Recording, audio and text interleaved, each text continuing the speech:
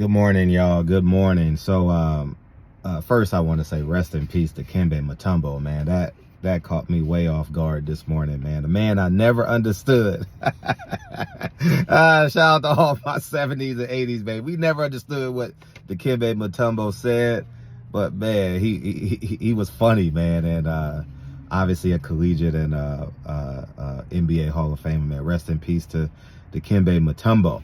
So Lincoln and I had a chance to go watch 5 games. We spent 8 hours and we went to PHS over to watch all those games. And since it's tough for me to go watch these teams during the school year, we made the sacrifice, spending time in the gym. The first game I saw was Inglewood versus Maranatha. And first I want to say this, number 2 from Inglewood, man, I'm giving this kid high praise and talking about him. And again, who am I sitting next to? The kid's parents. I'm like, you're the parent of number 2? Oh man, he's about to have a big jump like Chris Collins. Is that the young man's name? Yeah, Chris Collins, D'Angelo Collins' son, that's now at St. John Bosco. And I said, if he can defend 1 through 5, he's going to end up being a high major kid, man. You know, if you a mid-major, you better go after him now, because he may cross that threshold real soon. And it was a pleasure sitting next to his kids. And obviously, you want to know what I think about Jason Crowe. He's doing a lot more without the screen and roll. And he is exceptional at finishing around the rim. I like the fact that he knows the defenses. He knows the schemes. There's not a defense that you're going to be able to run against him that's going to consistently disrupt what he wants to do on offense. And he obviously can get better defensively, but definitely a 5-star. And Maranatha was out, some may say, their best player, the left-handed forward. Jagger had a good game. It was good to see the young point guard contribute. I forget the young man's name. I know his father, but it was good to see him contribute. He got an and one. And Maranatha is going to be tough. Maranatha, I believe Maranatha would have won the game if they had some may say, their best player. I recorded the game, so if you guys go to Barbershop Conversations, Lincoln and I talking the game, I'm recording and talking to Lincoln to teach him, raise his IQ and stuff like that. So feel free, I'll post it in my stories. Chatsworth versus PHS. First, I want to say PHS did a hell of a job at game planning. I think they paid great attention to detail. It was one of the toughest games I've ever seen Gilbert Arenas have, whether I watched him on NFHS or I went to the games personally. He had a tough game. He had a tough time, and he had a chance to make the game winner, and he missed it. But I want to say PHS did a hell of a job preparing for him. He's a tough guy. He can play guard. He can play forward. He can get to the high post. He can get to the post. He can get to the pinch post. He can go off the dribble. He just shot bad. And the one thing I'll say, I saw him walk into the gym 10 to 13 minutes before the game started. I think that played, in addition to Pasadena's preparation, I think that played a part. Like there's a temperature of the gym that you just got to get used to, you know. And which was my most entertaining game, the next game, which was Crespi versus La Mirada. Hey, I'm becoming a fan of La Mirada, dog. I ain't gonna lie. I might be stalking and following La Mirada. Their coach is exquisite. I got a new player that's gonna skyrocket, number 10. He wore number 10. And when the season start, I'm going to have these rosters, and I'll get them, and you'll know these kids' names. But the roster should be final probably the first week of November, and I'll go to Max Preps, and I'll have these names. But La Mirada, and the one thing I'll tell Gene is their skyrocketing 5-star sophomore. You got the green light. And there's a story that Popovich told Tim Duncan. Tim Duncan had the Greg Popovich said, I call plays for you to be a great basketball player. And there was one instance where they called to play for Tim Duncan. He found the open man, and he ended up winning the game. You can go to YouTube and watch it. And I think that's what Gene has to learn. He has the ultimate green light. He's never coming out the game. He can shoot a 30-foot footer, 30-foot three. He can shoot a 24-foot three. But when you ultimately know that you have the green light, and you can make everybody's pastures green, when everybody profits off your green light, I think that's going to make you exceptionally different. And the one thing I'll say is Crespi had, I thought Derek Fisher got out coach. And let me say, I don't want to be a coach. I'm not aspiring. All these coaches are better than me.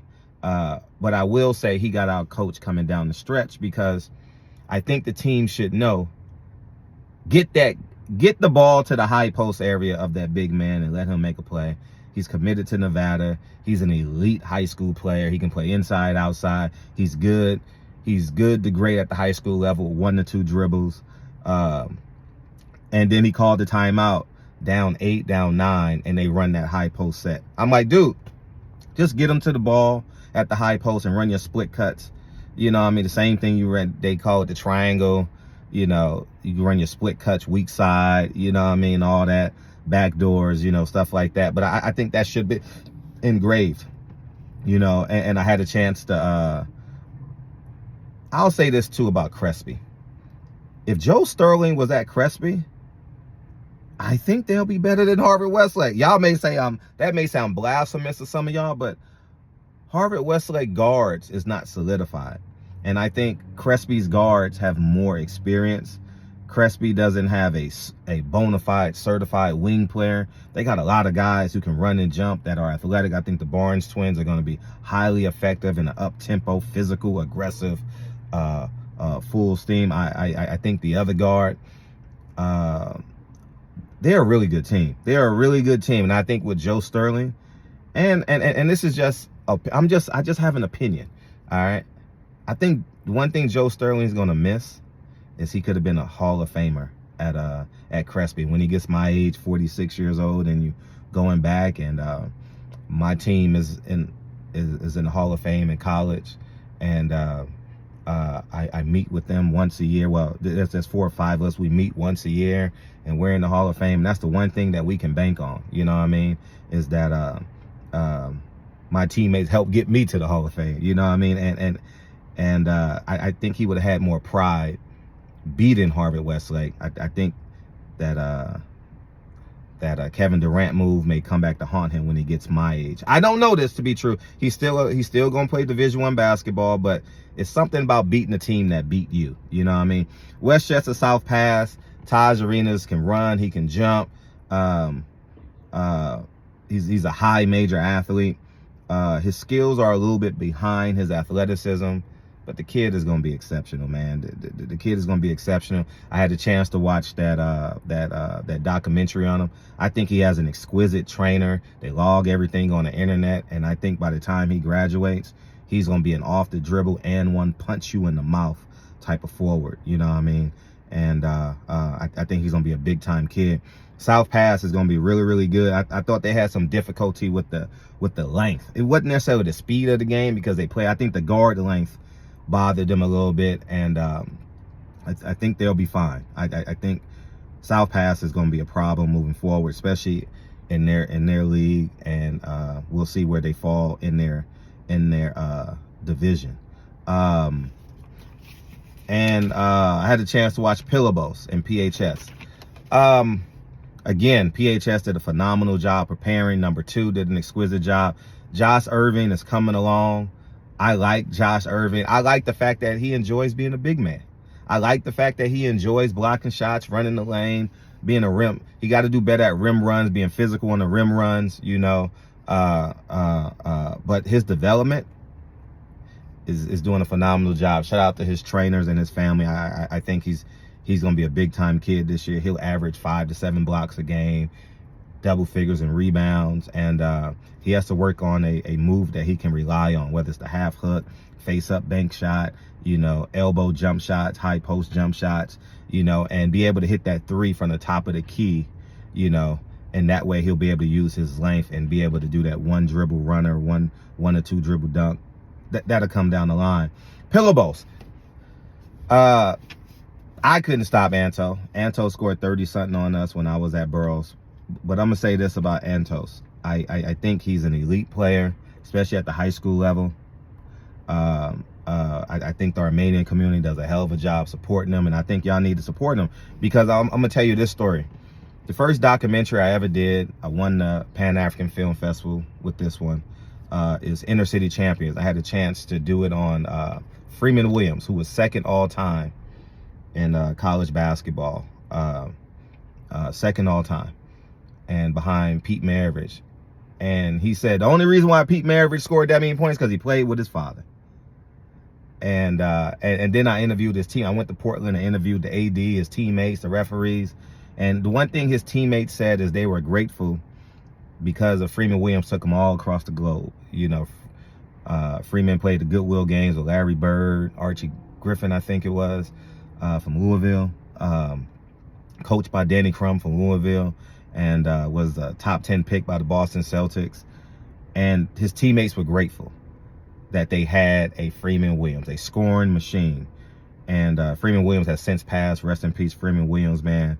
He put me in position to do exquisite things with a camera. And he was the first documentary I ever did.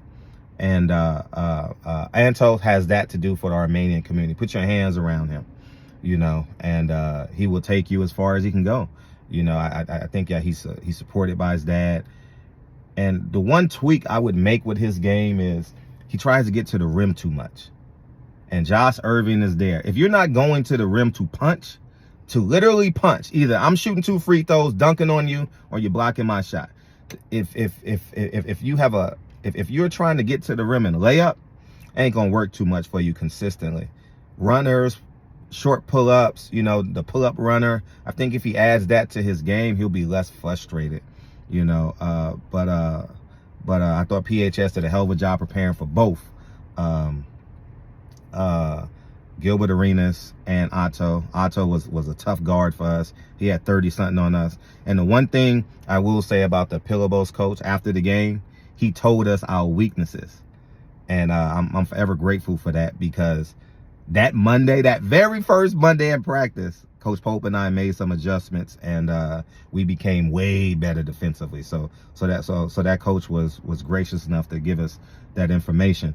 And I thought it just was a hell of an event, man. Shout out to PHS and whoever else next basketball, whatever, put on the event. Thank you. I got to watch 5 games with my son, and hopefully his IQ enhanced. And as soon as I get done with this, I'm about to go watch. I ran into Matt Barnes at the snack bar, man, and I said to him, and I quote, man, I hopefully you ask Kamala Harris some tough questions and ask her about why is she taxing the rich, and because you're a rich man. Like I think wealthy people are just as valuable as the middle class and the poor class, but politics has made us hate the wealthy people who create jobs. The car that I'm in right now was created by a billionaire. The car that you're in was created by a billionaire. The house that you live in, if you didn't build it, the apartment that you live in that you didn't build in, was created by a multi-millionaire or billionaire or something like that. Your boss, you know, moving forward. And then the illegal immigration in America. So I'm about to get off and watch this. It just was uploaded an hour ago. So hopefully they've done a fabulous job with that. I'll give my report with that next week with the thing. But overall, it was a great event. Had a great time with my son. And next week I will be in the Torrance area. They got a good fall league over there. Everyone's playing over there. So we'll see how that turns out. But anyways, man, hopefully you guys had a great day. Lincoln and I recorded Chasworth versus PHS and Inglewood versus Maranatha. It's on my YouTube channel. So I'll post it in my IG story sometime today. Anyways, thank you guys. I appreciate you guys for listening, and I'll talk to you guys soon. Peace.